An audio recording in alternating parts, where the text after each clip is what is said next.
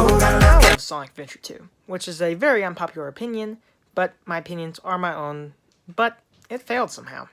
And I'm going to figure out why. So I'm going to use the research I've gathered on this bit of Sonic history.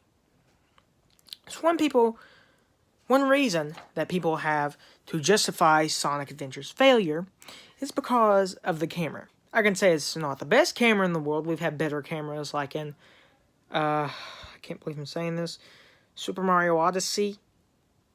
And even around that time, Super Mario 64, they had very good cameras for that time. But it's not as bad as people say it is. There have been nearly no time that the camera has been so frustrating to the point of the game is being bad or unplayable. Another reason that the game possibly failed is the Big the Cat stages. Waggy? The controls and gameplay is so different from the other characters. Not only is it some of the most boring gameplay that you will ever see, but is just a cat fishing for a frog that has a Chaos Emerald stuck up its butt. But it would not have been so bad if the controls weren't so bad and confusing. Plus, it's Sega Bass Fishing bundled into Sonic Adventure, which sadly, you have to go through that to complete the main story. So if you played Sega Bass Fishing, go ahead and play Sonic Adventure, I guess. So the big mode will be very familiar. One more reason it also could have failed was it was on the Sega Dreamcast.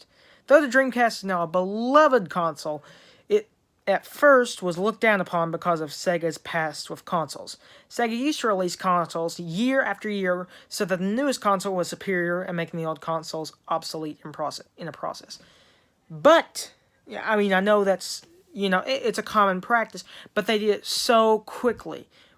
Sega Genesis was only a year or two apart from the Sega 32X, which practically was like a whole new console. And then the Sega Saturn was only like 2 years before the Dreamcast, which is when Sega, of course, quit making consoles.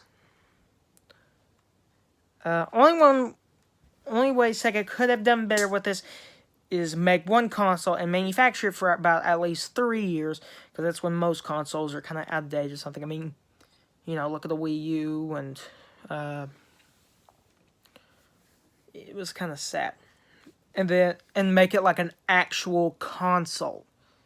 You can get some serious money out of that. And then just go on to the next after that. But one good thing the Dreamcast has going for it is that people are still making games for it because of its disc system, which makes it a lot easier. You might think, oh, why is the PlayStation not doing this then? Because the graphics were actually very good for its time. I feel like Sega could have stayed around longer if they had common sense. And by staying around, I mean staying around the console department. So if anyone from Sega is watching this, think before you act and send test copies to test the physics so we don't have another disaster. I mean, really, a lot of the Sonic games made, like Sonic 06 and Sonic Forces, would all be a lot better if they had sent out test copies to some of their social medias, stars to report back on what is wrong with the game. Because honestly, Sonic Forces felt very unfinished, which I will be talking about Sonic Forces later in this marathon, so I won't get too deep into it. But yeah, I will be doing more of that. And by the way, I know I'm uploading this all on the same day. I've been uploading a lot of stuff last night and today, but that's just because I want to stay a little bit ahead of time.